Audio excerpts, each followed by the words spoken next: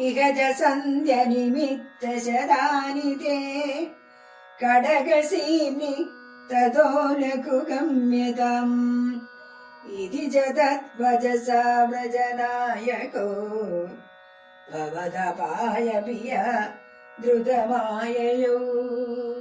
വസുദേവർ നന്ദഗോപനോട് എന്താണ് പറഞ്ഞത്?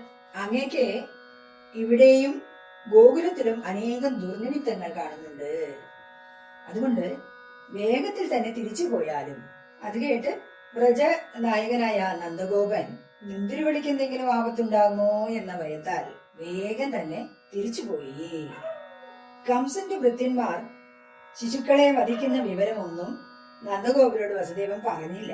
എങ്കിലും തന്റെ മകന് എന്തെങ്കിലും ആപത്തുണ്ടാകുമോ എന്ന് നന്ദഗോപനും ഭയന്നു. അതുകൊണ്ടാണ് അദ്ദേഹം വേഗം തന്നെ അമ്പാടിയിലേക്ക് തിരിച്ചുപോയത്.